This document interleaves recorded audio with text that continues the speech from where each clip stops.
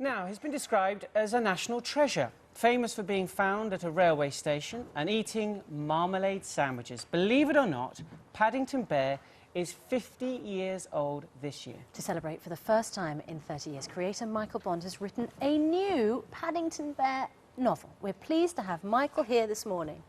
And Paddington. And Paddington, yes. Very good morning. Very good morning to you. I mean, the nice thing about being a bear is you stay the same age. I mean, yeah. he still stayed the same age as he was when he was first written about. And we're going to talk to you about him and your news stories in just a few moments. First, though, let's have a look at how Paddington Bear was introduced to viewers of television in the 1970s.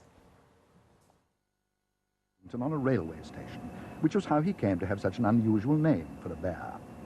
They were waiting for their daughter Judy when Mr. Brown caught sight of him sitting on an old suitcase behind a pile of mail bags. As they drew near, he stood up and politely raised his hat. "Good afternoon," he said. "Can I help you?" "Well, no," said Mr. Brown. "We were wondering if we could help you." "You're a very small bear," said Mrs. Brown. "Where are you from?" "Darkest Peru," said the bear. "I'm not really supposed to be here at all. I'm a stowaway. I came all the way in a lifeboat, and I ate marmalade. Bears like marmalade. I used to live with my Aunt Lucy, but she had to go into a home for retired bears, so I emigrated." "Oh." "Aunt Lucy always said she wanted me to emigrate when I was old enough, but now that I have, I'm not quite sure what to do next." As he bent down, the Browns caught sight of a label round his neck. It said, "Please look after this bear, thank you." It was the kind of label you couldn't possibly ignore, and in no time at all, things began to happen. Mrs. Brown thought of a name for him. Paddington. And Paddington is here, along with his creator, Michael Bond. So, very good morning to you. I think that when we said that Paddington is celebrating his 50th birthday, lots of people will be surprised because, of course, the first story was in 1958, but lots of people introduced to him in the 1970s through the television series.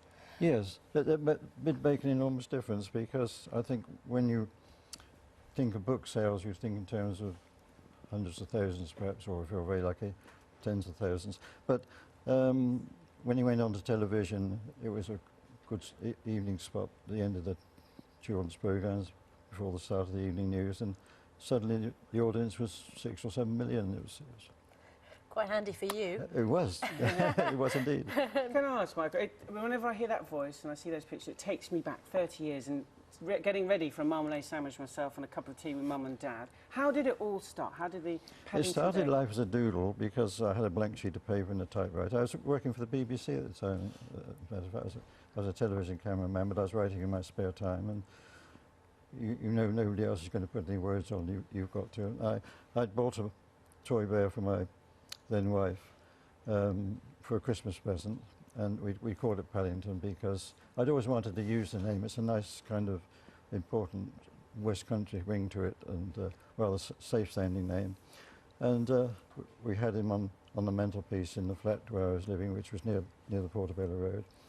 And I suddenly thought, well, what would it be like for a real bear to be found on Paddington Station? What would happen to him? And I put these first words down. And I think most characters that have longevity start much in that way. Somebody gets an idea and you want to write about it with no thought for where you're going. I hadn't intended writing a book, certainly not a children's book, and it sort of caught my imagination, and I made my mother and father were really Mr. and Mrs. Brown in the original story. And who liked marmalade sandwiches? Where did that idea come from? Well, I knew vaguely that I never read Winnie the Pooh, but I knew that bears like sweet things and that he liked honey, so I thought I like marmalade, so I thought I'd give Paddington marmalade to eat. Sometimes I wish I'd given him something much more exotic, because people used to send me jars of marmalade through the post, and I get a message to go down to the post office and pick up this parcel which would have bits of glass sticking out of it and marmalade and so on. Recently, of course, he has become a convert to something that, a new substance on his toast, well, or his sandwiches. That was nothing to do with me. I spit blood over that. It's no, Paddington would never change from marmalade. No. Marmalade. Okay, so you spit blood over the fact that Paddington is supposed now to like Marmite. Well, he doesn't actually. The thing about the whole business was that Paddington likes anything for free, and he likes trying anything new. You know. Fair enough. So Now, you've got a new collection of stories out celebrating Yes. his 50th birthday. And was it easy coming up with new ideas for the stories? Well, it wasn't until I sat down to write it that I realised what a long time had gone by before I'd written the long book. I'd been doing picture books over the years, but it's the first time I'd done a long book. And in 30 years, the world had changed enormously. But when I really did start it, I realised that there were an awful lot of things that I could use because of that. I mean, in the opening story, he takes his shopping basket on wheels down to the Portobello Road, as he's always done over the years.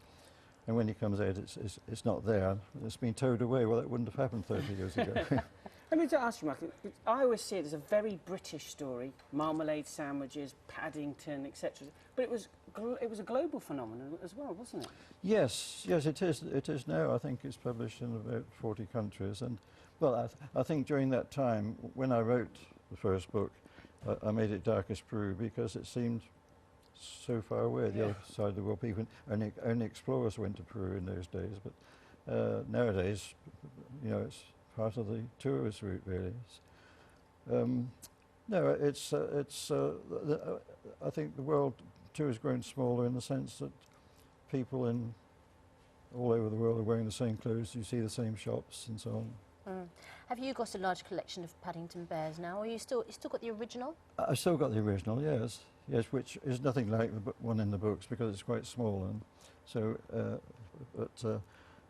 No, there've been various paintings over the years. This one I think is probably my favourite because that's the one everyone thinks of, isn't it? Yes. Although he's got a yellow hat, not a black one. Well, the colour of the hat depended on the availability of the material in those days.